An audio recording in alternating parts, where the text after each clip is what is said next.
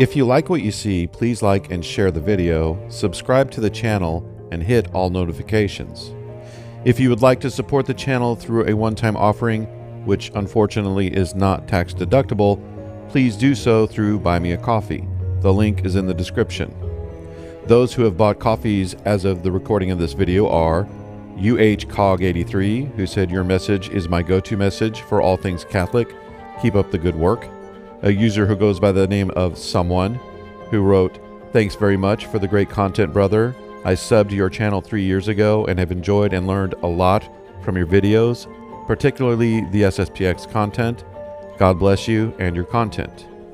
Also, Robert Ryan. "So if you buy me a coffee, I will mention your name on the next video. Buy 3 or more, I will also read your comment up to 3 sentences, as long as the comment is not out of line. If you have bought me a coffee and I didn't mention you, that's because it was done after the recording of this video, and rest assured you will be mentioned in the next video. You can also like and follow us on Facebook. The link for that as well is in the description." Now, it pains me to have to do this video. I know a lot of you are tired of me talking about the SSPX, but it's just like I said in another video, the hate, not just against the SSPX, but against all trads, is going to intensify as we approach the possible ban of the Diocesan Latin Mass. Why? Because they know people will start looking at the SSPX, SSPX-like groups such as the SSPX Marian Corps and Sedevacantists groups, basically whoever's available to them as a means of going to the Latin Mass. And the modernists are trying to head that off as much as possible, which really does remind me of Protestant arguments against Catholicism in general. There's a lot of untruth in Protestant claims against the Catholic Church. Why? Because they know a fair amount of people are going to realize that there's no way the Protestant/evangelical form of Christianity is the original form of Christianity, and when people start looking into history, they're going to find the Catholic Church. So they want to nip it in the bud, so to speak, by lying and telling people how awful Catholicism is. Well, the same thing is happening here. As people grow tired of the Novus Ordo, those who don't leave the Catholic Church start looking into the Latin Mass. And the best place to find the Latin Mass is through the diocese or the SSPX. And if the Diocesan Latin Mass goes away, who does that leave? I'm also not going to give specifics in answering Father Chris. I will refer to the material, but I'm not going to necessarily quote the documents. I have a whole playlist on my channel dedicated to defending the SSPX, and I do that in those videos. So if you want something more specific, go watch those videos. You'll understand what I'm saying as we go along. Father Chris Alar of the Marians of the Immaculate Conception gives a talk on various topics just about every Saturday called Explaining the Faith. And these are recorded and put on YouTube. I think they may actually be live on YouTube. And these videos are great. I watch them and will continue to do so.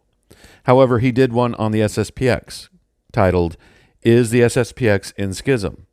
And the answer, according to Father Alar, is apparently yes. So I'm going to respond to that video. Let me just say, first of all, that I like Father Chris Alar. I am a Marian helper. I believe in the Divine Mercy devotion, and I pray the Chaplet of Divine Mercy every day.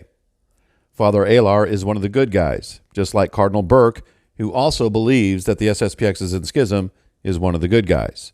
I don't fault people who take that position that the SSPX is in schism. I don't agree with it, and I think an objective analysis of the facts and the history shows that they are not in schism, but not everyone agrees.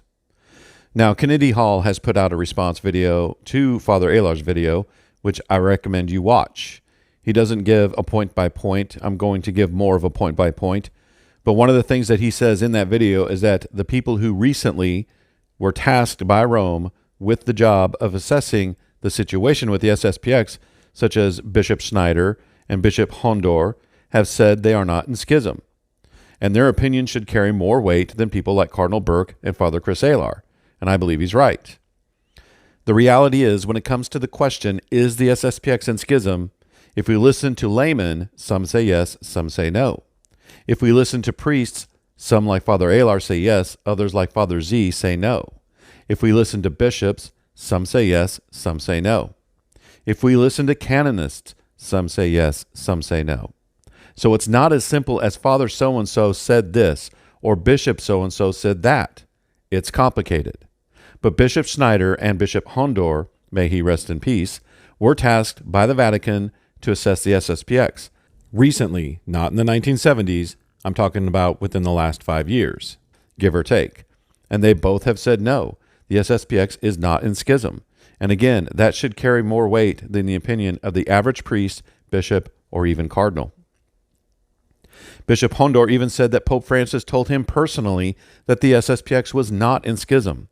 And Father Z worked for the PCED, the ecclesiastical body established by Pope John Paul II to regulate Latin Mass groups and who technically had jurisdiction over the SSPX in the church.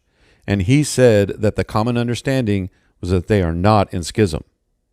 Again, these are clergy whose job it was to deal with the SSPX versus this or that priest or bishop's personal opinion. And you might say that since it's unclear, we should stay away. But in reality, things that are not clear are to be interpreted in the strict sense, giving people the most leeway.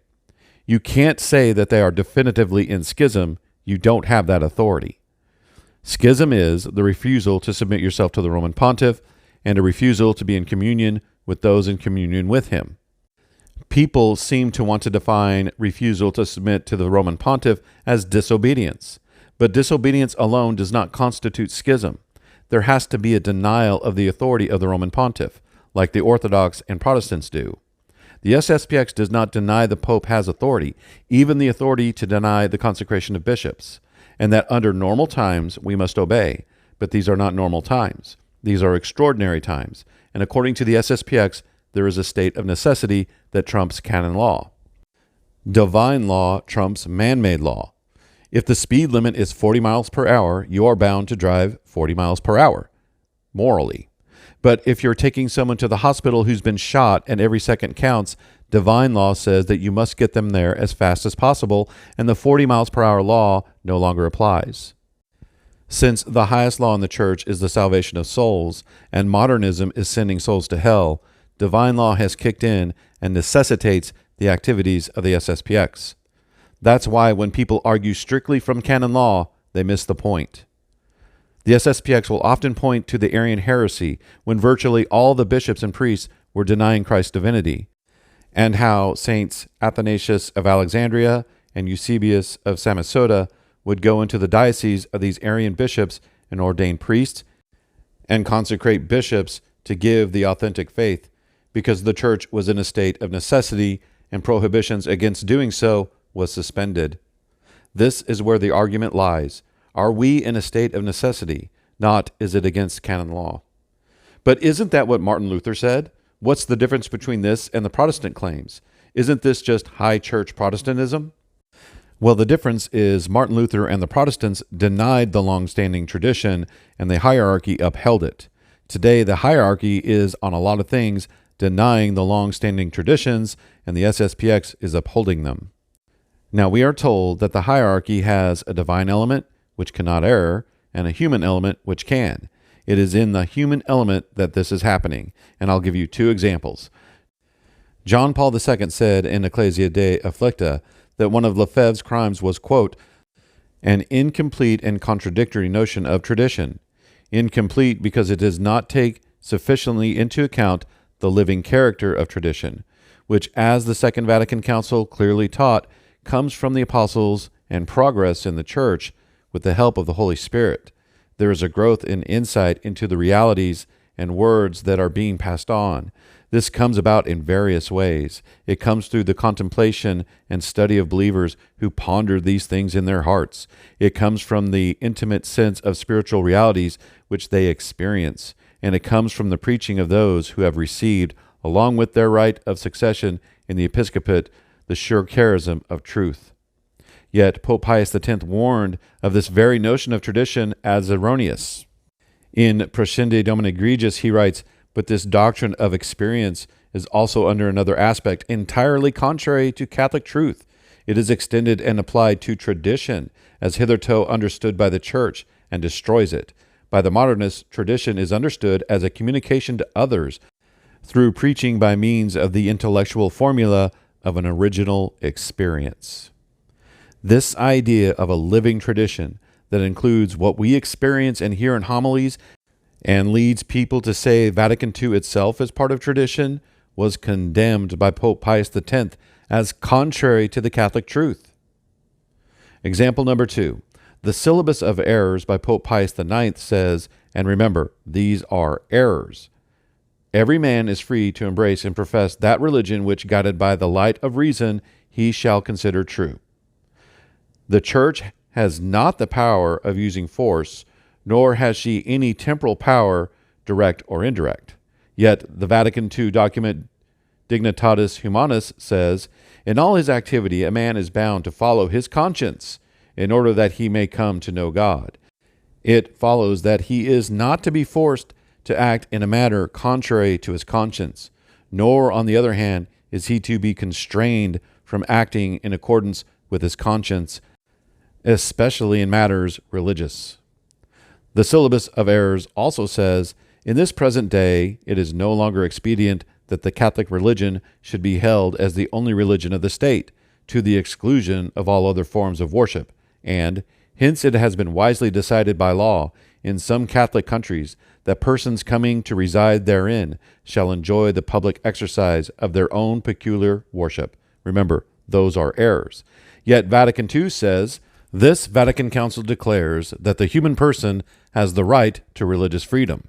This freedom means that all men are to be immune from coercion on the part of individuals or of social groups, and that any human power, in such wise that no one is to be forced to act in a manner contrary to his own beliefs, whether privately or publicly. Government, therefore, ought indeed to take into account the religious life of its citizenry and show it favor, since the function of government is to make provisions for the common welfare. However, it would clearly transgress the limits set to its power were it to presume to command or inhibit acts that are religious. This right of the human person to religious freedom is to be recognized in the constitutional law whereby society is governed, and thus is to become a civil right. Of course, no one should be coerced into converting, and yes, people have a right to their own private worship. But the Syllabus of Errors is clear that only the Catholic religion has the right to be publicly exercised and recognized, and Vatican II denies this. Now, here are my thoughts on the Father Chris Alar video. In his video, he says that he has done a lot of research on this topic, but then he proceeds to give all the atypical accusations against the SSPX that have been answered and debunked over and over by me, yes, but also by people far better than me, such as Kennedy Hall, Father Z, Matt Gaspers, Anthony Stein, even as far back as the OG SSPX defender himself, Michael Davies. He clearly did not look into what the SSPX apologists and the SSPX itself has to say on this, or he wouldn't have said some of the things that he did. Or he could have at least presented the other side of the argument, which he did not. It was very one-sided and clearly designed to steer people away from the SSPX. Now, in the video, he does clarify that the SSPX are not sedevacantists and that they have distanced themselves from Cardinal Vigano. He says that he agrees with them, or at least he agrees with the ends, but just not the means, and that he casts no stones on people who attend the SSPX. He says that simply attending Mass at the SSPX does not mean you're in schism, but that as such an attitude can develop over time, and that assisting at an SSPX is not a sin unless you intend to separate yourself from Rome, and that in his mind, not everyone who attends SSPX Masses is schismatic. So he admits a lot of good things about the SSPX that a lot of people don't. So I'll give him his due. He indicates, however, that you should be going to the FSSP or the ICK instead of the SSPX, which, okay, that's great, and I have nothing against those groups. I myself would attend those masses, but they're not nearly as prevalent as the SSPX, and that's not an option for the majority of people. Now, here's where things start taking a turn. He said that Pope John Paul II excommunicated Archbishop Lefebvre, de Castamere, and the 4 bishops. Now, Father Chris may have not been talking literally, but people are listening and they're going to take him literally. And the reality is, John Paul II did not excommunicate those men. He announced that they had broken canon law and that law calls for a lete sententia, or an automatic excommunication. So John Paul II did not use his papal authority to excommunicate them. He announced that they had broken canon law. Here's the problem. Canon law also states that if a person does something that breaks canon law, but does so out of fear, coercion, or the state of necessity, even if it's not real, they just have to believe it's real, then they cannot be charged with a latae sententia penalty. If you follow what Lefebvre was saying the whole time, he clearly thought there was a state of necessity.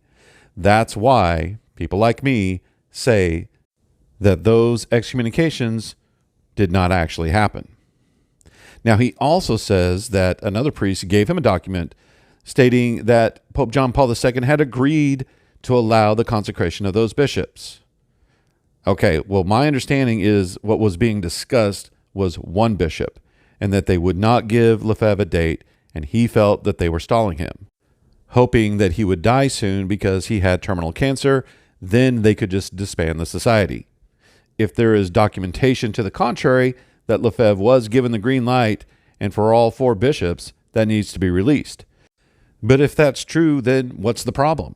If John Paul II agreed to it and Lefebvre did it, then why was he, quote, excommunicated for doing it without John Paul's approval?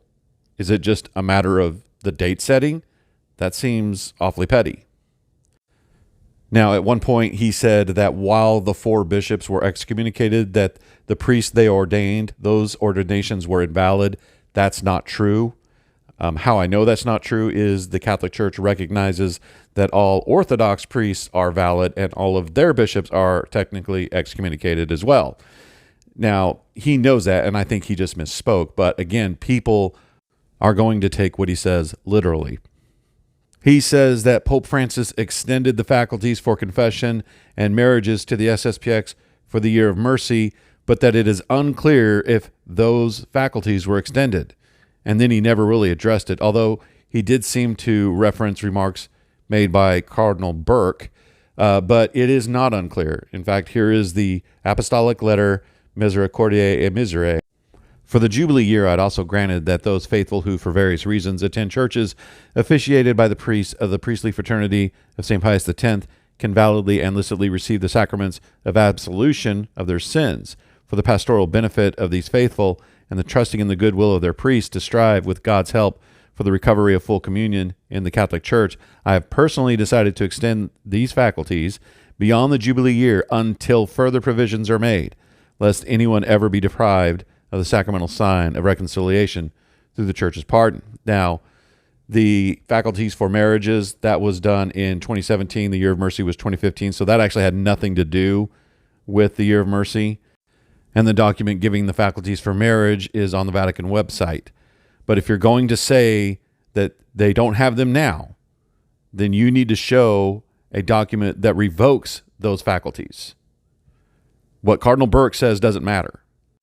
He says that the SSPX rejects Vatican II. This is not true. In fact, Bishop Fillet is on record as saying that they accept 95% of it. It's only those parts that clearly go against tradition, like I've already shown. Father Chris says that the SSPX is not in formal schism, but they are in material schism, and that the difference between material schism and formal schism is that material schism means that the schism is there and present, and formal means that a formal declaration has been made against them. I'm going to challenge that definition a little bit. He is right as far as material schism means that the materials there, they are actually in schism. And yes, if the church formally declares that someone's in schism, that is formal schism, but material and formal has to do with individuals more than anything. Material means that it's there. Formal means they are guilty of it because they know better. So a formal declaration could be made, but someone be in material schism only because they're not aware of it. And yes, there can be no formal declaration made, but someone can be formally guilty because they do know better. So that's just a little bit of a clarification. Because the way Father Chris presents it is that the SSPX is in schism. That's a given. It just hasn't been formally declared yet, and that's not true. He says that some of what the SSPX rejects is doctrinal, which is ironic since they claim to keep tradition. Well, it's only aspects of Vatican II and beyond which clearly go against the constant teaching of the Church, such as the two examples I already gave, religious liberty and the continuing/living tradition, which includes feelings and experiences, which has been condemned, that they reject because it's not tradition. Now, he says that John Salza is a doctor and a canonist. He also says that he is the world's foremost expert on how the SSPX relates to canon law. Okay, I am going to answer this Salza business.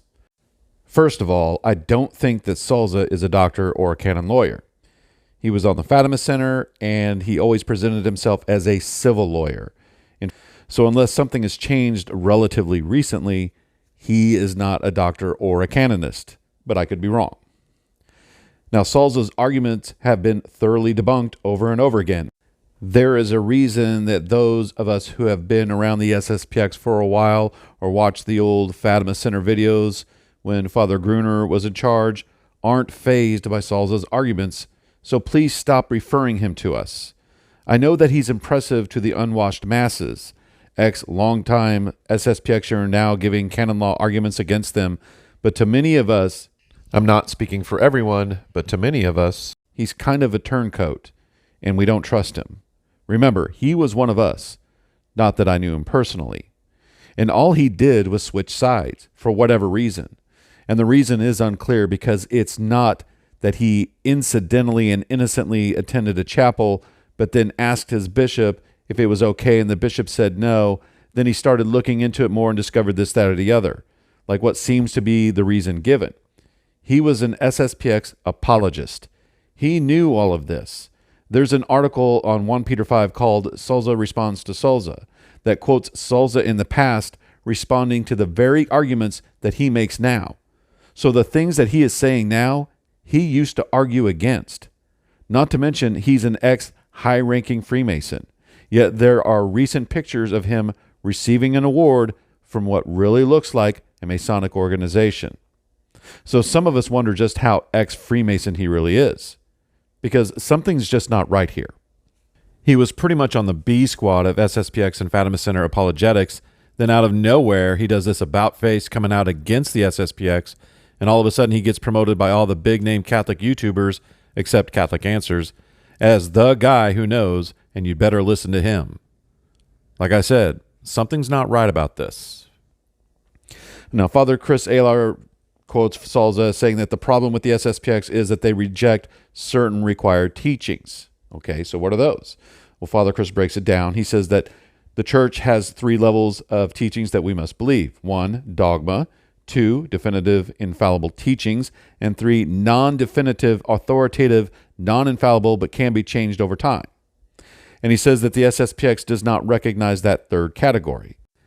And this is not necessarily true. The SSPX does recognize that category. However, if those teachings clearly contradict what the church has always believed, then since they are not infallible and not dogmatic, we must reject them. I've even heard an SSPX priest say that if these things in Vatican II that are problematic did not contradict the constant teaching of the church, then we would be bound to accept them because they are part of the ordinary magisterium. And that's what he's talking about, the non-infallible ordinary magisterium, which, yes, normally we would have to accept, but if it contradicts the constant teaching of the church, we are bound to reject them. Father Alar says that the SSPX says that we are not obliged to go to the Novus Ordo, and this means they refuse communion with those who are in communion with the Roman Pontiff, i.e., they are in schism. But what the SSPX says is that the new Mass itself is deficient and therefore not obligatory, and that those people should go to the TLM Masses instead, theirs or otherwise. They do not refuse them the sacraments, therefore they see these people as being in communion with them. Father Chris says that the SSPX admits that it does not have a canonical mission, but claims divine mission. So where are the miracles? Did Saints Athanasius and Eusebius perform miracles to prove that they were right and the Arians were wrong? I don't know, but they are not known for doing so. God will send miracles to prove that the Catholic faith is true over other faiths. But there's no need to perform miracles to prove what is the Catholic faith. God doesn't do things unnecessarily. We have the witness of the popes, councils, doctors, scholastics, and saints. Go read them, and I'll see you at the SSPX chapel. The Pontifical Commission Ecclesia Dei was the body in the church that had jurisdiction over Latin Mass groups. So technically, it had jurisdiction over the SSPX. Over the decades, many people wrote to the PCED and asked them questions concerning attending Mass at the SSPX.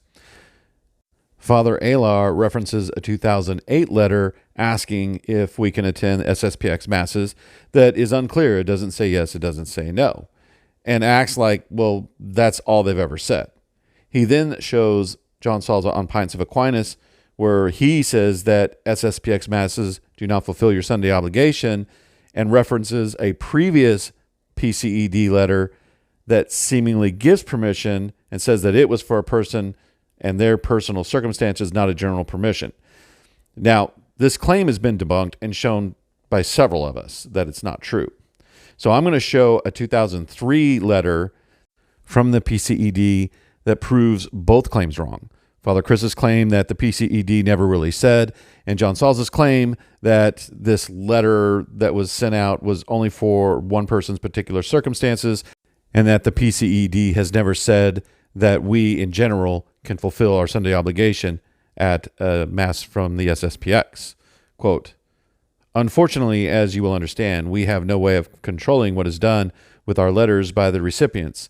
Our letter of 27 September 2002, which was evidently cited in the Remnant and on various websites, was intended as a private communication dealing with the specific circumstances of the person who wrote to us.